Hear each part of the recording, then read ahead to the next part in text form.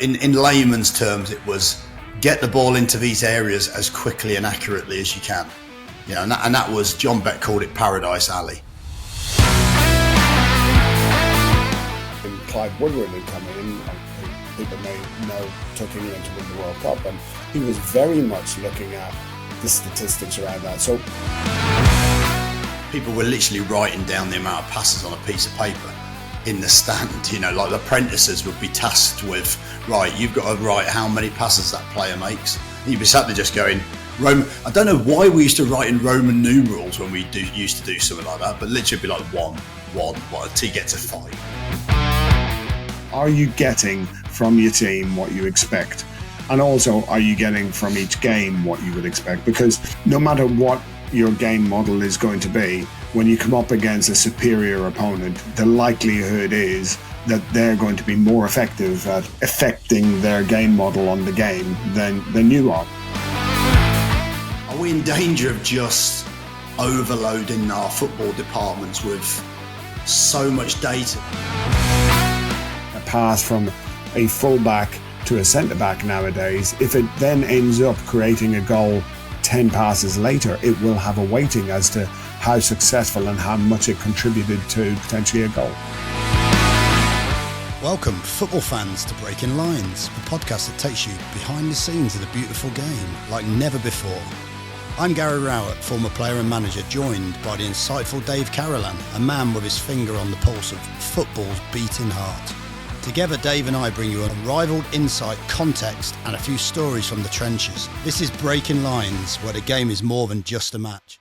Data everywhere, and not a drop to drink. It's a kind of a play on words from one of those famous phrases, but Gary, nowadays we are inundated with numbers being presented to the armchair fan when they're watching games, and certainly in-house when we're working within the game.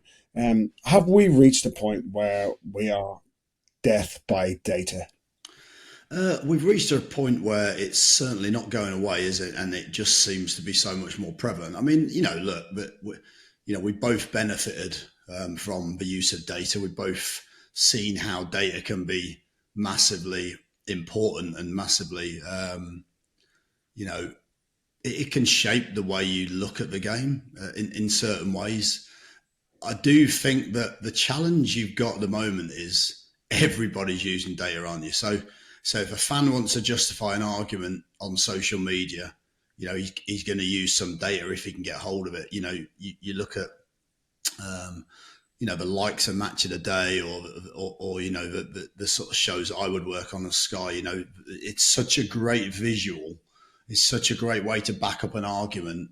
And obviously everyone wants to be part of this sort of, we're moving forward with data and we're using data kind of scenario. So, it's really interesting, isn't it? I mean, it's like you say, it's borderline death by data. I think it depends on what data. I think that's always the key. And we've discussed this a lot. It's, certain bits of data are important and they're great, but there's a lot of data that you can misuse, I think, in certain contexts.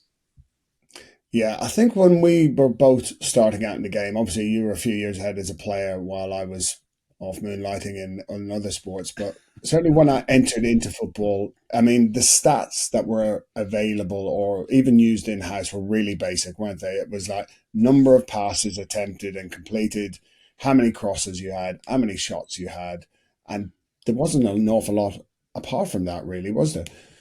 When you say you was moonlighting, do you mean you were at university trying to avoid a job? Yeah, well, it was kind of like that, yeah. Just not working at all, yeah. Rugby, cricket, but even cricket always has been very stats heavy. But now we see really in football, it's moved away from those basic stats, hasn't it? Yeah, I mean, I remember, I suppose looking back to my first introduction to data, it's quite interesting because you look back so far ago, and actually, I think you were saying it the other day that we were chatting that people were literally writing down the amount of passes on a piece of paper in the stand. Like the apprentices would be tasked with, right, you've got to write how many passes that player makes. And you'd be sat there just going, Roman. I don't know why we used to write in Roman numerals when we used to do something like that, but literally it'd be like one, what until you get to 5, cross it up. Why don't you just write? It was crazy, wasn't it? But anyway, It's a basic tally count, wasn't it, back in the day? Basic tally count. So I remember at Cambridge as an apprentice, I was 16, and everyone, of course, when you look back, the football was very direct. The football was, could have looked pretty archaic, but actually, in comparison to say a Wimbledon that were direct, Cambridge were direct, but they were based on statistics. There was a guy there who worked with John Beck called Neil Lanham. I think I've got his name right. And Neil was doing a lot of work with John on which stats were important in the game and which stats led to winning games. So they just purely went down a statistical model of how do we win games. So, in layman's terms, it was get the ball into these areas as quickly and accurately as you can. And that was, John Beck called it Paradise Alley.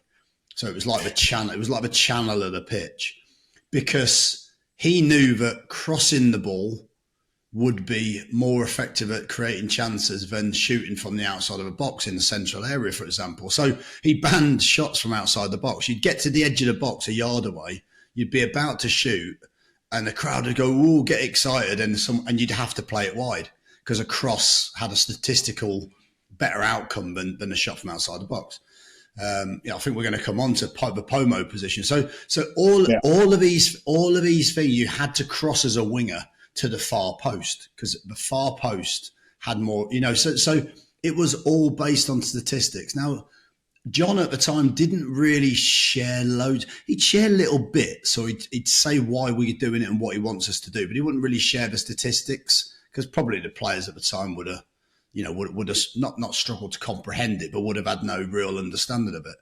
But if I look back, that was like 34 years ago, a complete model from a data perspective that shaped the way a team played. So it's interesting about that. I mean, you had some experiences of doing that, didn't you? Because you used to, you've sort of, back in the day, you delved into data yourself, or had to do your own data on games, haven't you?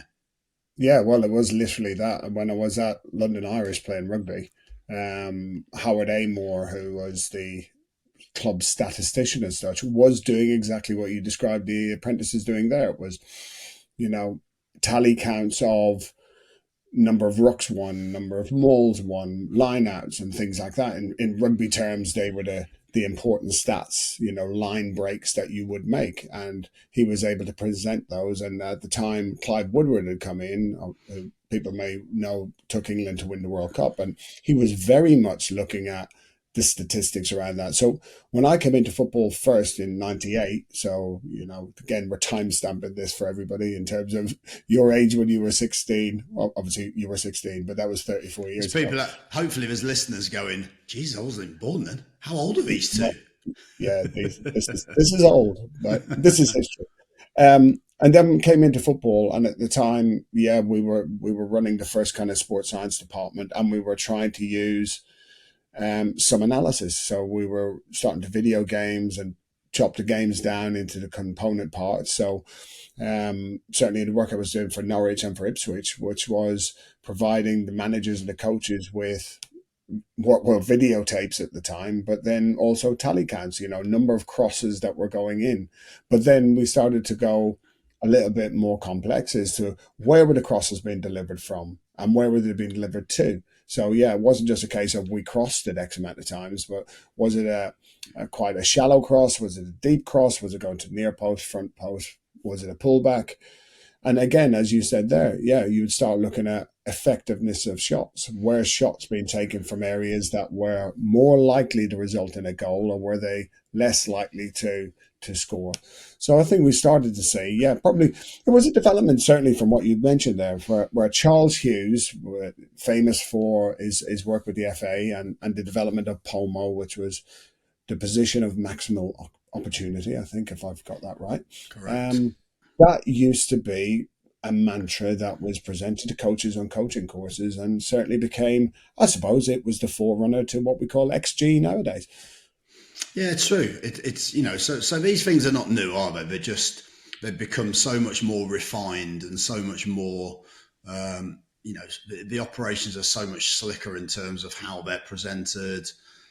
Players, like we've spoken about before, players, fans, owners, stakeholders, everybody is aware of how important it is, and you only need a few pioneers within it, don't you? So if you look at sort of in sport in general, you look at kind of Moneyball and how that opened a lot of people's sort of eyes to how success could be generated, and then I suppose closer to home here, the two obvious cases are Brighton and Brentford, that have their own sort of, or their owners are based, have businesses within statistics or that use statistics and data modeling, and of course they've done it to a certain degree very successfully.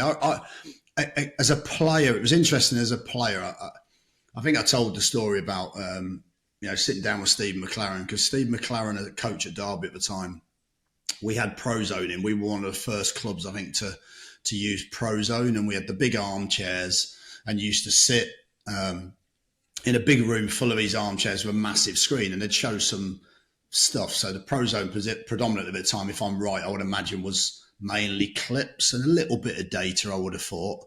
And you used to sit there before training and after training. Well, I used to try and get out of it all the time, because these chairs, you'd sit for 20 minutes in like a massage chair before training.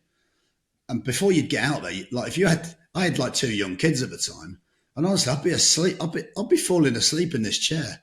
I'd be thinking, I don't want to try. I just want to go to bed. I don't want to train. So I didn't like it. I didn't enjoy it, but it was my first sort of foray into it. And I remember sitting down after a game against Man United once at Old Trafford, and Steve McLaren said, look, look at your data. It's not, and it was obviously probably his first sort of view of it all. So I'm not suggesting everyone was using it correctly, but he'd say, look at your data. Look, it's not as good as Pallister and Bruce's. And I'd be thinking, no shit, Sherlock. And he'd say, like, your pass completion is like 65%. I thought that was quite high. I thought I must have had a good game there. And theirs was something like 85%. And I said, and that was my first thought of, data can also be used very badly, because I thought to myself, well, I've got the ball, I'm under pressure. We've got very few options because we're away from home against a team far better than us. So of course you're going to give the ball away more because you're going to force more passes. Whereas their two centre-backs at the time have got 5 or 6 players coming towards them. Everybody wants the ball. We're sat off in a sort of deeper shape, and they can complete as many passes as they want. They could have 100%. It's going to make no difference. So, you're comparing, essentially chalk with cheese. Do you know what I mean? I know it's not a very good saying, but I've just made it up. So, so you can use data very badly, and of course that was the early days, and like we said, it's become so much more effective. There's so much more of it now, isn't there? That's one of the things. Do you think there's too much? Are we in danger of having too much data or too many data providers within a club? What do you think? Yeah, I think in terms of the data providers that we have nowadays, as you mentioned there, Prozone was one of those forerunners, wasn't it? It was a step forward in how we analysed the game, because we had the animations, we had far richer kind of physical data, you could track the players. But now we really do have an abundance of those service providers that are giving so much information to us now. It's actually like you have to be really careful to choose the kind of provider and maybe what their USP is. We see some people who provide really rich kind of technical statistics, so where you can now not just look at passes, but you can look at the type of passes and the origin of the passes and what the player was trying to do with it, can't you? It's not just a case of the player attempted, as Steve McLaren said to you, you had 64%, but what type of passes were you trying to play? Were they really incisive, difficult passes that, if successful, create really good goal scoring or attacking opportunities? Or is it something that you're quite weak at passing from, say, left to right or right to left or forward, whatever it might be? There's so much depth to the data now that every pass is weighed in almost in terms of its contribution to attacking and creating opportunities. Even a pass from a fullback to a centre back nowadays, if it then ends up creating a goal 10 passes later, it will have a weighting as to how successful and how much it contributed to potentially a goal. So I think when you look then at those companies or those service providers who are providing other kind of tactical related information, and one of those we've seen recently that we've been working with, Impact, are giving you far richer information as to not just the technicality of how the pass was completed or attempted, but also to where and how many players it influenced in the opposition. And that's becoming really exciting now. And it's really going to challenge coaches, isn't it? Yeah, you mentioned impact. Little things like bypassed defenders. That pass that you can see how many players that you take out of a game with that one pass. So I really like that type of data because I spoke about the original stuff that I was sort of privy to, but every pass is deemed as the same type of pass, and you're measuring it as the same type of pass. Well, as we well know, I think there was one recently, and I can't remember who it was. I think it was a Barcelona player or one of the older Barcelona players, and he said, if I make 100% pass completion, or if I have 95% pass completion, that probably means I've gone backwards and sideways all game and haven't done my job. So it's of no interest to me. And I think players and everyone's now looking for that extra little bit of context, which all the data providers, like you say, the likes of Impact, they're looking for just a bit more detail and a bit more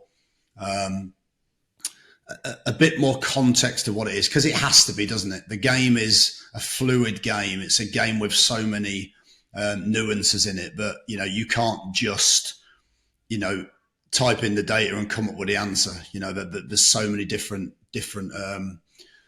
things to it. It's interesting, isn't it? Because for our listeners out there, I suppose it'd be good to give an idea of how what we would get and how that would work. So if I sort of come to the pre-game stuff first, and then you could do the in-game stuff as we're live. So pre-game, we would get, I'm right in saying we would get, well, you tell me the physical data that we would get pre-game now.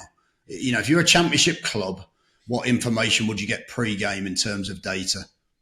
Yeah, so all of the teams in the Premier League, in the Championship, and even now going down into some of the League One teams, we can now access all of the physical and technical data for all of the teams for every single game. And that includes the cup games now. So there's, back in the day, you didn't know how hard another team would run or how they would last through games and the impact of their subs as they come on or as players go off. Whereas nowadays we can model all of that. We can see exactly, for example, the next opponent, we could look at their last 6 games. We can look at their trends of how they perform physically in games that they win or they lose, home versus away, whether they're fast starters or late finishers, that they can make serious changes from the bench, which are going to effectively keep the pace of the game up. So you have to prepare in such a way for games that you're thinking about strategy. If they change their players with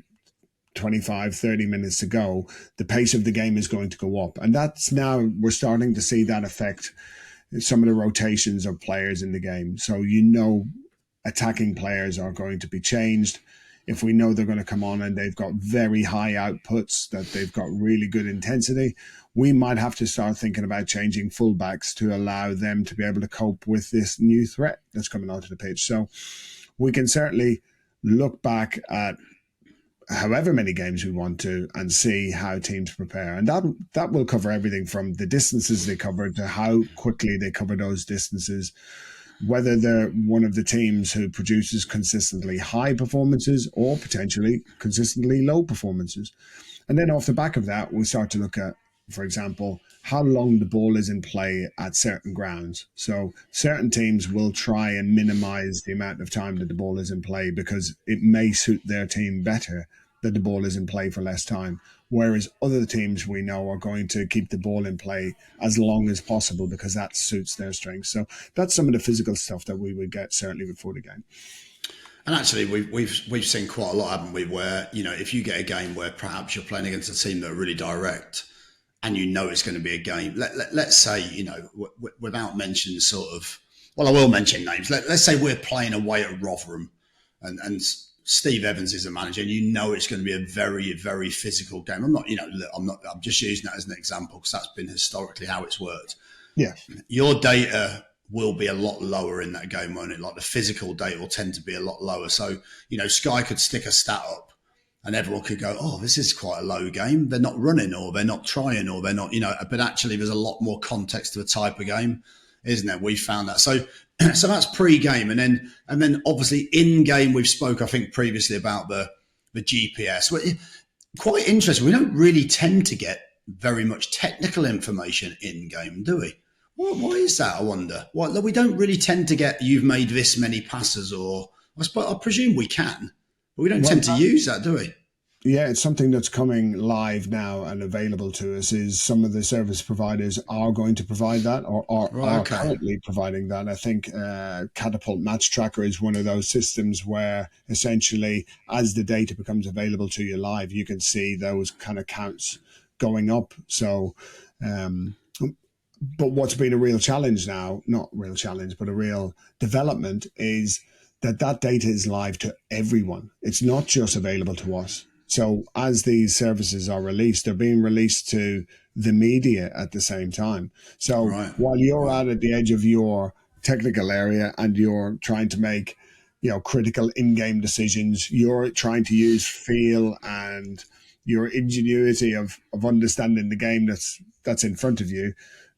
Meanwhile, in the less pressurized press boxes or at home, people can actually see that data ticking over as it's going. So they already know how many passes that you've created. So, that is a real development now. But I suppose the question would be, even if you have that data, how would that potentially, as you as a head coach on the side, if you suddenly see certain stats, are you going to make the decision, or are you going to rely on your analysis department or your coaches or everyone working together to kind of influence?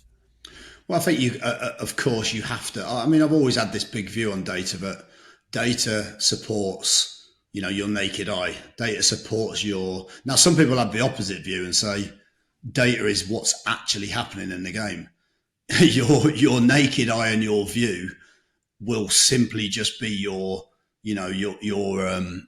sort of objective view on that, or your subjective view on that. So I think it's a really interesting debate. I mean, look, maybe we'll get to the point where there are no coaches on the sideline. And they go, it was just a thought then, actually, because, if someone believed in it so much, then maybe the data could be a more accurate predictor of what to do within the game. That's good. It doesn't tell you why the data is happening. It doesn't give you the context. It's just purely numbers, isn't it? So it's not telling you the game strategy that you're employing and the opposition employing and how they are playing off against each other, and also what your strategy was going into the game, because you might come into a game and you're going to expect to have 35% possession or 60% possession based on the team you're up against. And that provides you with different challenges, doesn't it? You're going against, I think we spoke about it in the previous podcast about going to Nottingham Forest and knowing that they struggled with high possession. It's almost like, we're not saying they were confused when they had the ball, but it provided different challenges when they were just left with the ball to do what they want or they need to do, as opposed to being put under pressure. Yeah, I suppose what I was sort of getting at is many a coach's contextual view within the game has been wrong. so maybe data would be an interesting way of trying to see if a game could be controlled better. But anyway, we'll see if robot coach comes to the touchline anytime soon. We've probably got a few on there already. Coach, I like Robo coach, Schwarzenegger as a robo coach. There you go. I'll be playing out from the back. I might be. I like it. I might try and commission that for film rights. Yeah. So yeah. I mean, so we've gone before the game. What sort of data we'd get? We've gone in game. What sort of data we will get and could get now, and that's really interesting. And then after a game, this is the bit that I always, very very quickly, put the sort of or the physical data aside, because again, we're sort of quite aware of that and we spoke about that quite a lot. But the technical data that you get after a game, I mean, sometimes, I would get emailed a report probably late Saturday night, maybe Sunday morning, often by the analysis department. And sometimes that report could be 40 pages long. So it's 40 pages long. You're reading a report. It's really interesting. I think most people do the same. Well, most people like me do the same. I would imagine you'd probably look at it with a bit more detail, Dave. But I would look for the things that I want to see. I suppose you have to always be aware of there might be a bit of a bias there. But what I mean is, how much possession did we have? Who made those passes? Where did we make those passes? How many chances? So I used to always look at, okay, XG for, like shots for, shots against, shots on target for, shots on target against, all those key rich data that tend to be the big juicy ones that essentially tell you a lot about the game. And then you would tend to then drill down into what you want to see within that. Do you know what I mean? And what I always would do is, the analysis departments are great at giving you that 40-page report. And I'd always say the same, well, listen, look, you're the experts. Tell me what happened in the game. Tell me what patterns occurred in the game. Tell me what patterns occurred versus our previous, let's say at this stage of the season, I'd be saying, okay, we've played 7 games now. So tell me what patterns are coming up continually when we don't play well or when we do play well. And we know that good data isn't always going to correlate to winning a game. But I think over a period of time, if that data supports how you want to play and the metrics that you really want, because most managers or most head coaches or most teams and clubs should know if they play well, this is a rough idea of what that data will look like. The data follows the game plan, really, doesn't it? Or it should, if you've actioned it really well. So there's so much over one game. There's so much data, isn't there? There's 3 strands of data, and both physical and technical, really. You say there's tactical data, but I suppose there is a little bit. And there's so many ways of looking at that, isn't there? How on earth do we digest all this data, and how do we contextualize it?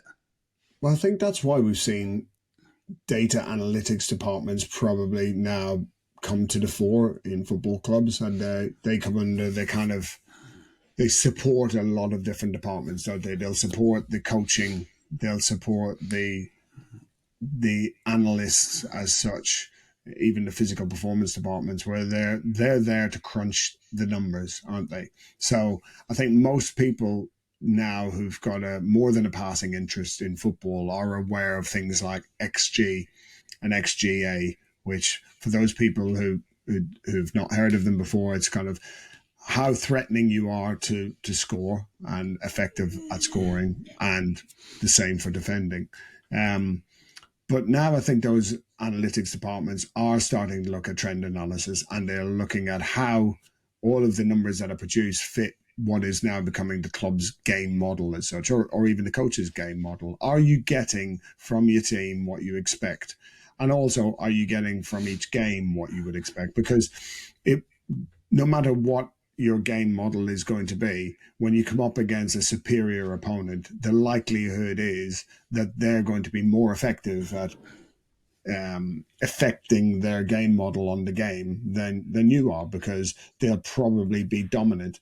And really, that is part of the challenge as well, isn't it? It's when games collide where model meets model, and then it's right, predictive and analytics start to come out, don't they? So certainly the betting companies have become really strong at looking at the deeper levels of data in the game to be able to predict who is likely to come out of the game victorious, because they will have looked at previous matches, even between the coaches. It doesn't matter whether they're at the clubs they are now, how their models combine, the players, who's available, the weather conditions are also taken into account to, almost predict whether goalkeepers are stronger when it's dry versus in the rain, and so on and so forth. It's gone to a level now where certainly if your club isn't on top of it, people on the outside are on top of your club about it. They know That's more great. almost about how you play than you might do. That's crazy. And I think it was you that told me that about betting companies have people that analyse the weather conditions, and if you get a penalty, that would massively affect the odds depending on the conditions and how effective that player is or the goalkeeper is within those conditions. It's absolutely bonkers, isn't it? How sort of detailed and enriched it's got. I mean, one thing that always, I suppose we're still at a level now, and when I'm doing sort of the media work on games, so we've got a live game and we're in the studio, and I suppose if you're someone like Sky Sports, for example, you can put, you have to put data as a visual, like to show a context of how the game's going from a data perspective. Now it's always difficult, isn't it? Because you can't, I suppose, you can't get too detailed or you can't get too analytical because it's a game with thousands of people or millions of people watching it at home. So not everyone's going to want to see, such intricate detail. So a lot of it might be possession based or shots or whatever. And actually, we've seen it with possession. Sometimes you can look at possession in a game and it can really not tell the whole story, can you? We're all a little bit guilty, aren't we?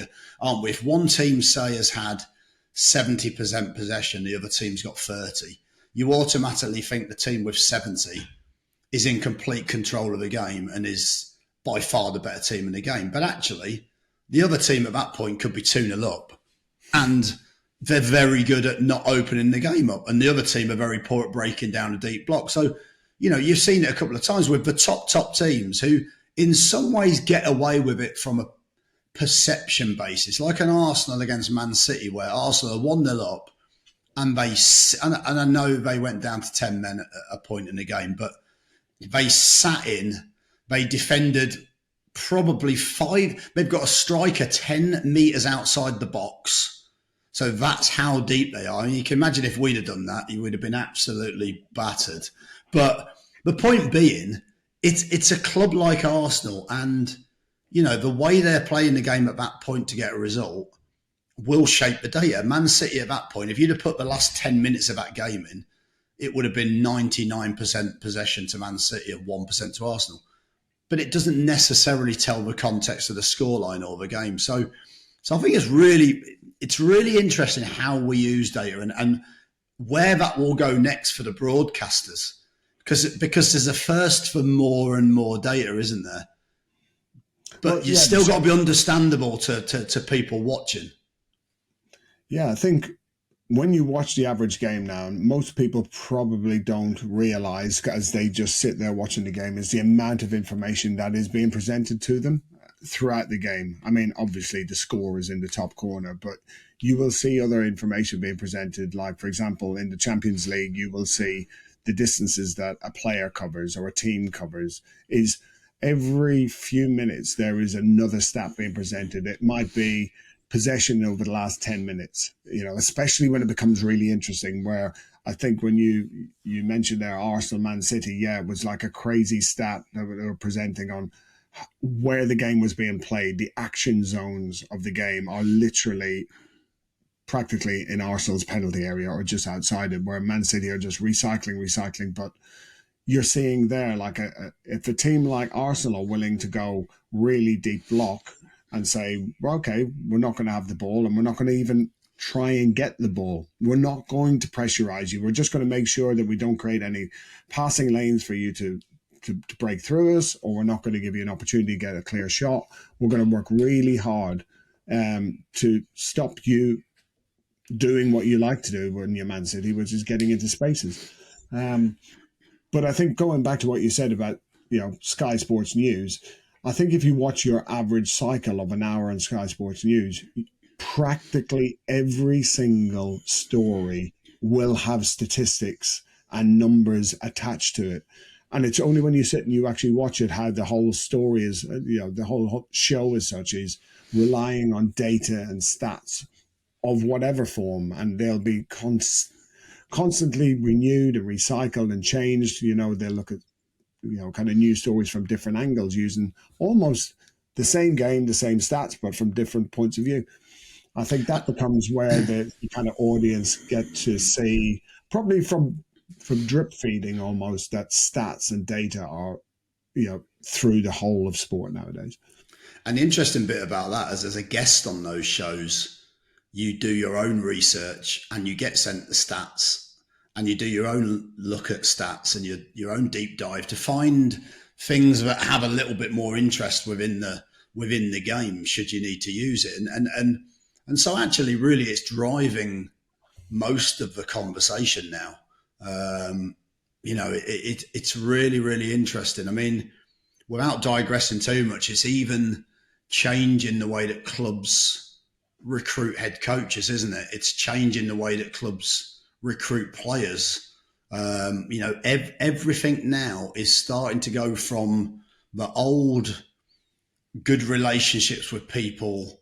You take people's advice and people's recommendations to actually, and very much agent led to a certain degree, to now a lot of these things are now data led. I mean, I'm sure we could probably have another conversation about this. And certainly, we're chatting to different companies around what they do, aren't we? How they help clubs search for a head coach and how that data is used in that search. So it's fascinating where it's going, isn't it? And I suppose what you have to do is, as a practitioner within a club, is use which company you like the best, or use which style of data that you like the best. You mentioned impact earlier. I really like that because it just gives me a different flavour of what some of those passes feel like. I like that type of information, whereas someone else might like, a far more data-driven information. Do you know what I mean? And obviously from your perspective, from a physical perspective, there'll be different companies that you like to use, or maybe you haven't got the choice. Maybe you just have to take on whoever the club have got at the time. Yeah, or even who the league provides you with, because not every club has got the resources to have a full data analytics department sat in the background. So it certainly becomes, what can we afford and what's available to us, and pick what you think is going to serve you in the best way. Certainly those at the top of the game will have access to all of the data sources and will be able to have departments that can deal with all of that. So, Dave, quick question. Sorry to interrupt you. So the software you would use, let's say you're at Man United and you're at, let's say, Sutton United.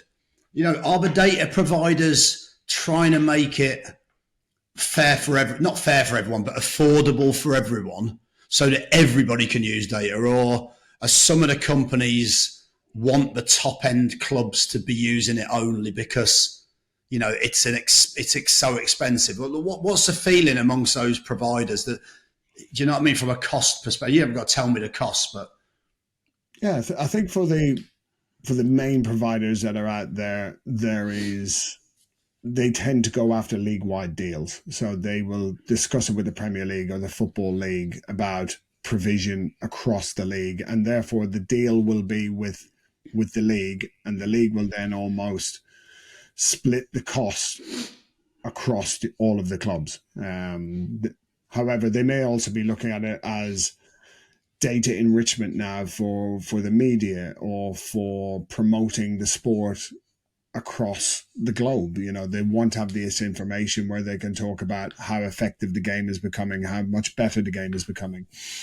Now, the part of your challenge is, if you're in the Premier League and you have more resources, both financially and people and departments, is you will have an expectation of having more information, and you can get it in a more complex way. So, for example, if you're Sutton United, going back to them, they will have their GPS on the back of their shirts, which all the clubs will have now in the league, but they may not have what we spoke about earlier, having second spectrum cameras in the stadium. They may not have the infrastructure at the stadium to be able to house it, the internet speeds and the height of the stadium that they might need to be able to get the technology in. Excuse me. Whereas if you're at Manchester United or Arsenal, you might have even better sources of information than GPS. You'll be using systems like there's one called Sportlight, which is LiDAR. So it's using um, laser mapping across a pitch. So the players don't need to wear anything now. These systems are, they're doing like 10,000 measurements per second. So the data is hugely accurate. Um, so yeah, that's on a whole different level. You can't afford for the league to provide that to every club because it's so expensive to do. But if you're talking about speed of information and accuracy of information, of course, the more money and the more resources you can have better than other teams. And that really comes down to the leagues will potentially provide you with a base level of service, which everybody gets. And then you choose whether you want to then spend more money on better or different or more sources. Can you remember when we were at Derby? I can remember having a conversation at the time where there was talk of a lens in your shirt that would allow you. Remember the old player cam on Yeah, yeah. Sky? They don't do that anymore, do they? That player cam where it was almost like a lens in your shirt, but you'd be able to watch the game, from the perspective of Lionel Messi. And it was so interesting when you think about, God, where do you go next? Like, there's so many opportunities. We're talking about. I think they're changing the automated offsides, aren't they? I think they're working on a new system already. The system worked really well in the Euros, I thought, but yet we're deeming that as not quite good enough. And I think they've got a new system coming out, so it's going to take another year for us to test that out. Where you think just the other one works, just get it out there. Let's use it. So it's such an evolving situation. All these different ways. I suppose, are we in danger of? I suppose, look, it's advancement, isn't it, in its evolvement? But are we in danger of just overloading our football departments with so much data that actually? I mean, I remember you having this conversation when we were at Millwall together, and you said we almost need somebody to control all the data and place it, because if you're not careful, you've got so much data coming in, but no real method of collating it all and using it all, and maybe having that historically. Yeah, I think obviously what we were trying to do at Millwall was at a club that didn't really have that infrastructure in place. So how do we start to develop that for the club for the future? So you're trying to look at trends and what's coming and understand that if you don't start planning for the future, then, I mean, for our future at that time at Millwall, while other clubs are doing it, we need to start doing it because they've already got a competitive advantage in resource, but you need to probably think differently or think differently than the clubs at your level about how you can try and have a competitive advantage. So that was whatever 4 or 5 years ago when we were starting to think about things like that. But yeah, I think players now have access to all this information. Like there's the famous story of Kevin De Bruyne using statistics and his data for part of his contract negotiation because he could almost prove that of the very difficult types of passes that he would attempt and other players would attempt, he was more successful at completing them than nearly anybody else on the planet. In which case, his value to Man City or to anyone else was huge. So if players are now also investing in themselves to make sure that they have the video, the technical, the tactical information, as well as all of the physical stuff, they are their own corporations now.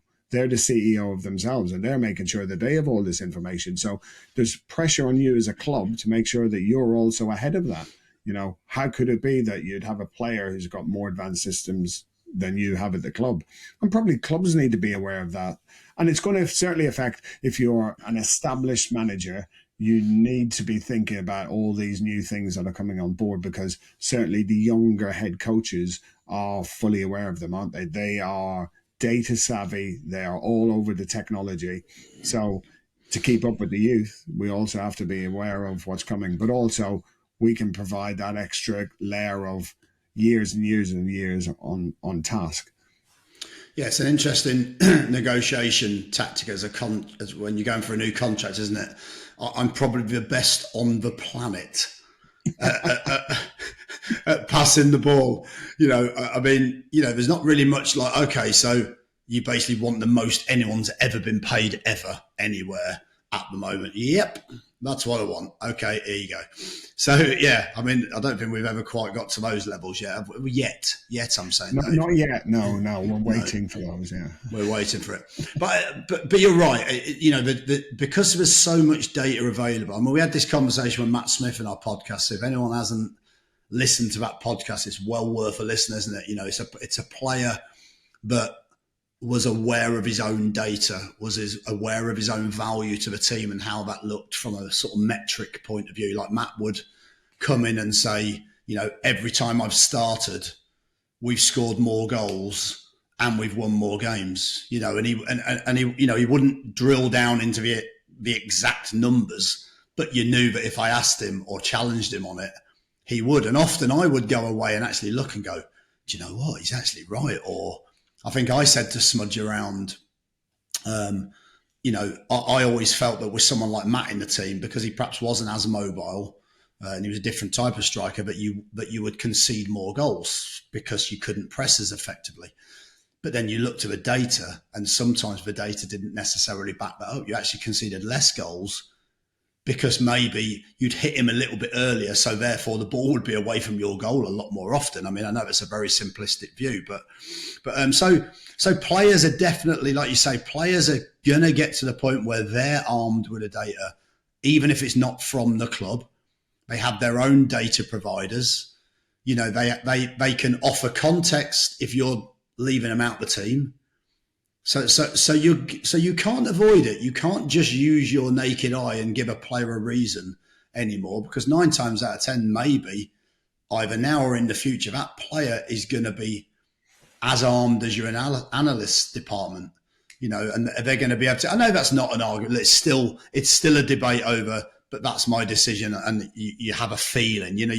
Data doesn't necessarily always provide the feeling and the context around the game sometimes. So you still have to navigate those situations. But certainly players are forewarned because a lot of their agencies now, they'll use data as well. Everybody's using it. Everybody has their own sort of version of it. Everyone tries to have that argument. You're signing a player. Oh, this is why you should sign this player because your team hasn't got this, and my player does X. It's fascinating where it's going.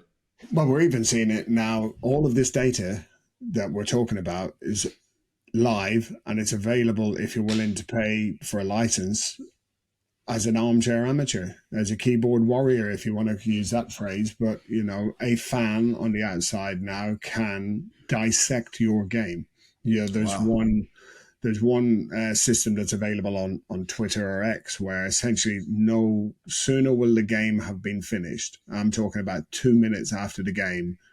The full analytics of your game are spat out by this bot, which will tell you, it will show you the passing maps. It will show you the rich data because it's being coded live. And okay, you could probably say that once it gets cleaned up a little bit later on, it'll be even better. But almost straight away, before you've even shook hands with your opposite number, the game report is out there, and you cannot now go to a press conference and try and pull the wool over everyone's eyes with some stat that you've chosen that's potentially usable by you, because already the fan base can log on to somebody who's broken the game down and say that actually isn't the case. Do you think that's shaping the way? Do you think that's going to shape the way? Of course, most fans would go to the game and they're there for the game experience, aren't they? They're there for the emotions of the game. They're there with their friends. They're there with their families. They're there because they've been there. They've been there for 20, 30 years, and it's part of their life and part of their family's life. So they're not going to watch the game from a data perspective. But it'd be interesting whether that shapes a lot of the argument after games now. From a fan perspective, a lot of the, again, you might be able to give me a bit more context, I don't know, but like on social media, for example, after a game, is the argument now around data? Is there a lot of data used in some of those fan interactions after games? Because we know that a head coach would come under pressure far quicker nowadays than you would previously. Is that shaped? Is some of that shaped around the data, or still the raw emotion, or a bit of both? Because the more information people have, the more they want to use it, don't they? In those debates. Yeah, 100%. The fans, should they want to, can bring that in, and of course, nobody's trying to hide the data from anyone. It's not like we want to, squirrel it away and put a big wall around it. It'd be But nice. again, well, yeah, it might be nice. But again, going back to what we said earlier, it doesn't necessarily give you the context of your game plan No. or what you thought the opposition game plan would be. It tells you in black and white some of the things around the game, and maybe it does provide some understanding of what an opponent maybe was doing to you, or what you were trying to do to the opponent. But for those people who are just interested in numbers and stats, you can very quickly get caught up with the team has had 30% possession for 6 games this season. But in the end, if you've won 4 of them, at some stage it does also come down to effectiveness. And you're not judging everybody exactly the same, aren't you? There's probably a weighting for teams which have got better players, potentially more resources, versus teams that don't. You mentioned Rotherham earlier, but Rotherham generally in the Championship, it's more of a challenge for Rotherham versus a team like, for example, West Brom, or Burnley this year, or Southampton, who would potentially have more resources. In which case, is it right that the kind of stats that are produced at the end of the game and the data that's produced should be weighed equally? Maybe it isn't. Maybe that's up for the analysts to take that kind of context around club personnel manager into account, because certainly you will see some head coaches who far outperform the stats, don't they? And then you will see other people who have got unbelievable kind of metrics but don't get results. No, and actually, it's quite funny, isn't it? Because we've had conversation with people before, and there is definitely, some coaches will be so aware of those stats and want those stats to look so impressive, and there's nothing wrong with that. You have to manage however you want to manage, but you genuinely see teams in games, don't you, where you see with 2 players 5 yards apart, and they just pass it to each other. Honestly, they make like 20 passes. Well, if you start to look at that at the end of a game, let's say you've made 900 passes in a game, people would go, wow, that's incredible. That's incredible. It's incredible. What a way of playing. What a way of playing. They make, but actually there's times where, a lot of those passes will be absolutely pointless passes. So again, I think there's always context to it, because if you're not careful, rather than playing to a philosophy and trying to win the game, sometimes people will start playing to get data that they can justify this great model. And there's a fine line, isn't there? There's a fine line between it, but ultimately that is part of the game now. So if you're a young coach coming through, that is maybe something you want to make sure you tick that box. I've always felt as though, the responsibility as a manager, is twofold. It's, yes, of course, you want to play entertaining football. You want to score goals. You want to create chances. You want to create excitement. But you also have a responsibility to that club to win games of football. You can't avoid that. That's always felt to me like the biggest responsibility. And I know the game's changed a little bit, and I know the game's evolving and changing, and we all change with that. We all change our styles with that. But yeah, data's fascinating. I'm going to be really interesting to listen to hopefully one of our next podcasts with impact, because I think that will give us an even look. We're trying to describe. You're doing a better job of describing data than I am, Dave. But I'm sure that the guys at Impact will probably be able to open people's eyes even further. So yeah, I'm looking forward to that one. Yeah, that one's coming soon, and just looking at some of the stats that they produce here in front of me, you almost need a degree to understand some of the stuff that they're producing, but it's certainly fascinating. So yeah, tune in for that one when it comes up. But yeah, death by data, I think we've done it to death. So we'll leave it there, and tune in soon for the next Breaking Lines. Don't forget to follow, like, subscribe wherever you see it, and perhaps even give us a review and comments to any of our posts. We look forward to seeing you soon. Thanks, guys.